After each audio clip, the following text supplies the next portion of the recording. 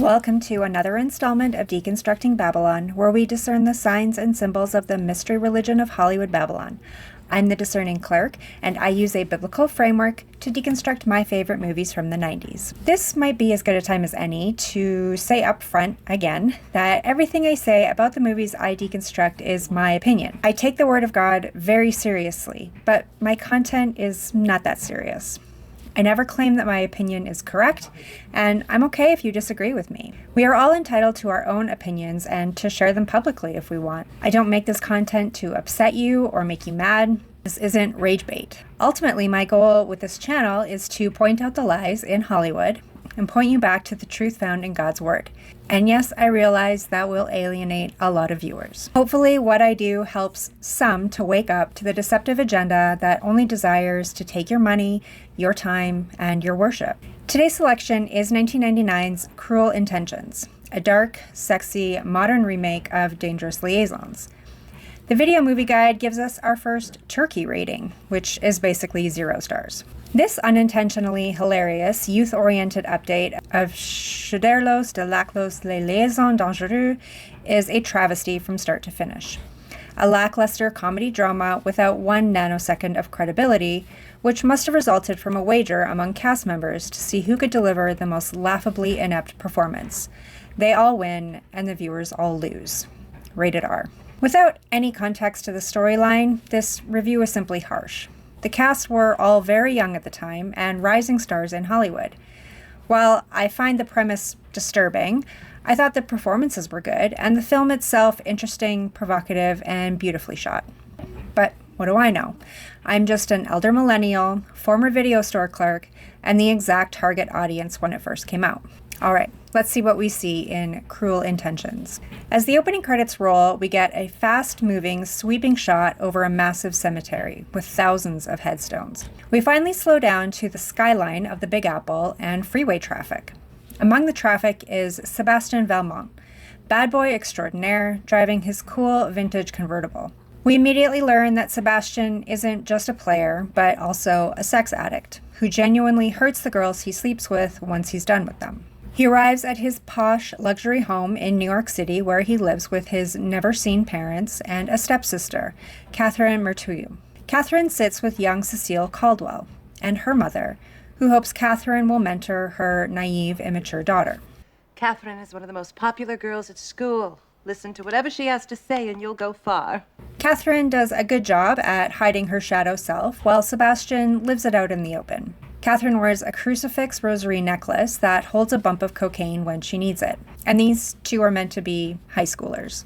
Catherine's mother and Sebastian's father are away on a trip together, but it sounds like the marriage is already in trouble. And who knows how long they've been together, forcing these two diabolical kids together as siblings. Catherine tells Sebastian she has ulterior motives with Cecile, who has become the object of desire for Catherine's ex, another unseen character named Court Reynolds. When I get through with Cecile, she'll be the premier tramp of the New York area. Instead of going along with Catherine's plan to defame Cecile, Sebastian has another plot, and that is to deflower a published virgin who is transferring to their private school, a lovely, innocent blonde named Annette Hargrove. The virgin's father has accepted the new headmaster position at our school. Catherine and Sebastian agreed to some terms regarding his plan. If Sebastian can pull it off and sleep with Annette, Catherine will agree to sleep with him too, which is weird. But if he can't, then Catherine gets his classic convertible. You got yourself a bet, baby. Catherine's bedroom is blatantly blue all over, and Sebastian's office across the hall is subtly red all over. This is red-blue duality at its finest. Even sun and moon symbolism between the sexually charged step-siblings. Now we meet the famed virgin, Annette, who happens to be staying with Sebastian's rich Aunt Helen. Are you a lesbian? No?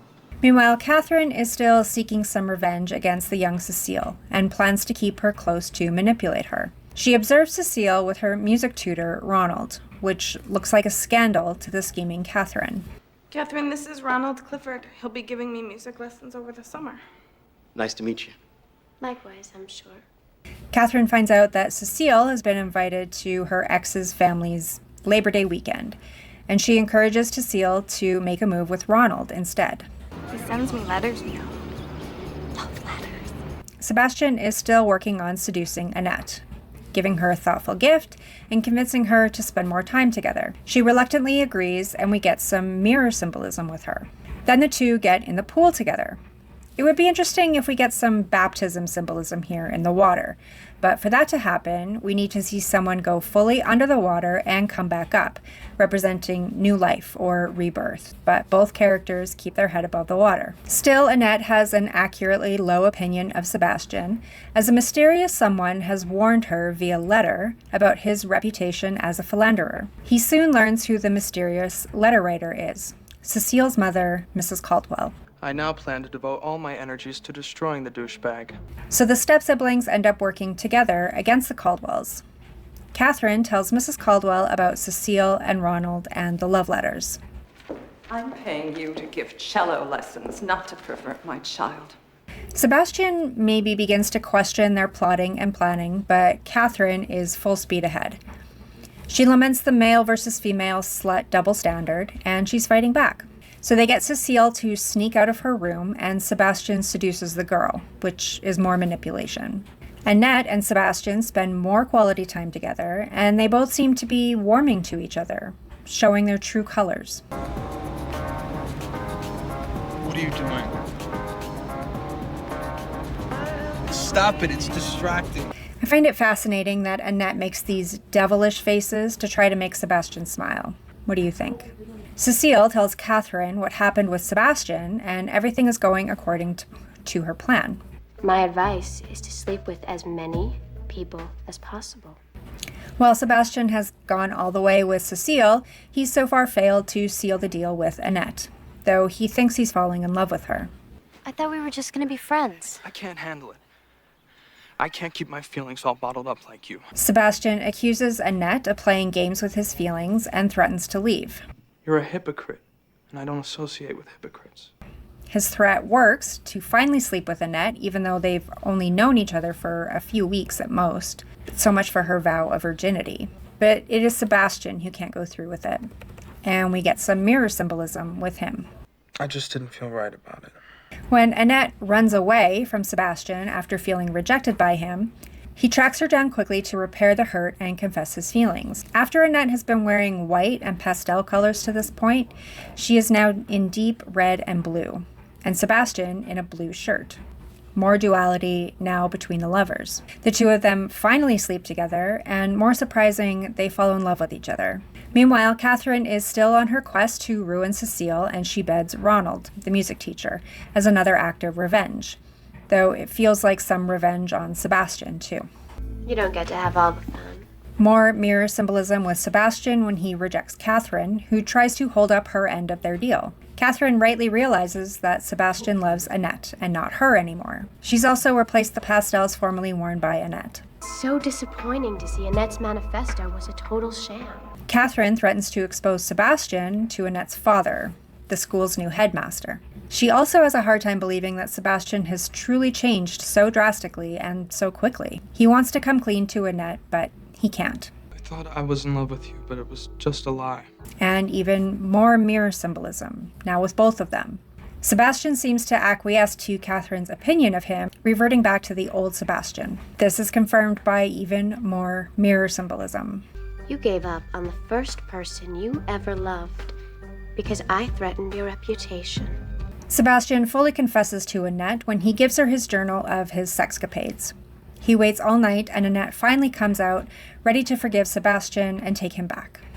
Until Ronald confronts him in the street, they fight about Cecile, Annette gets involved, and Sebastian gets hit by a car. Now we're getting black and white duality between Sebastian and Annette.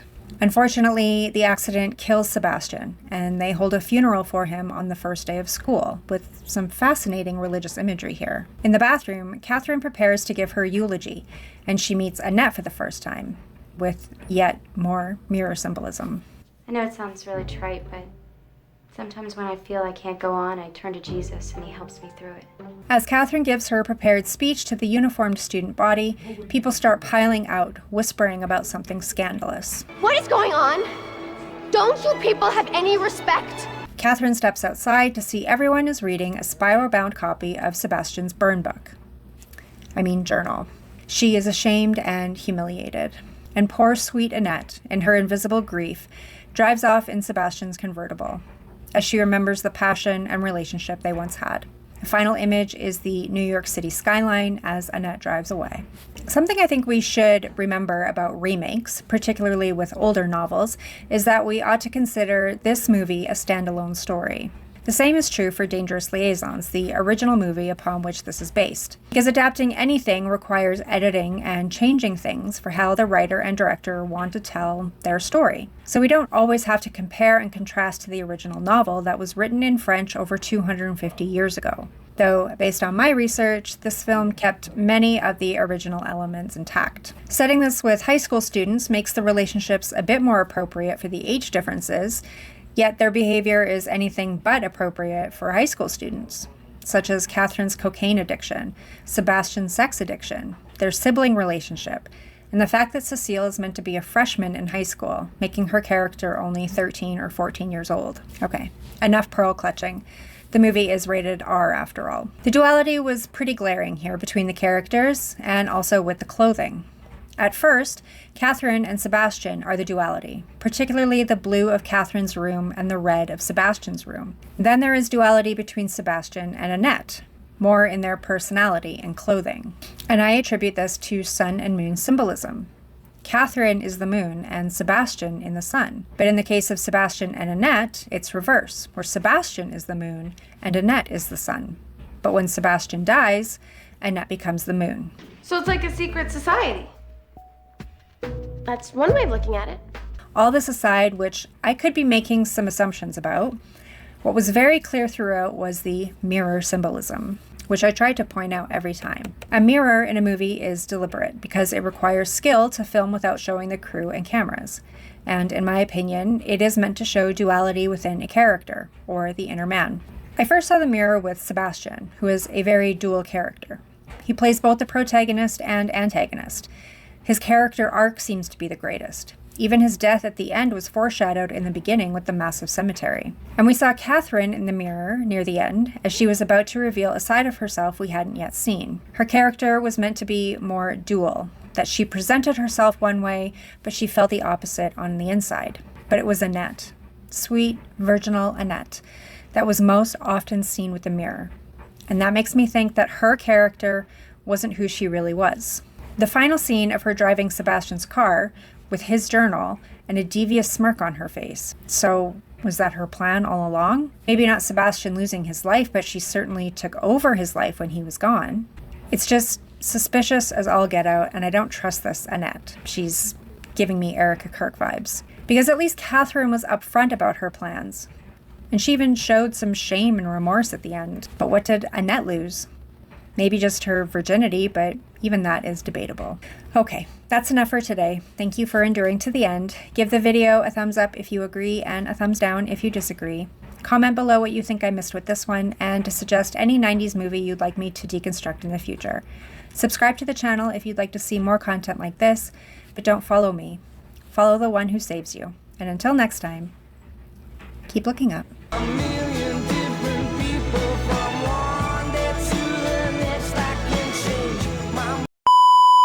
Everybody loves me, and I intend to keep it that way.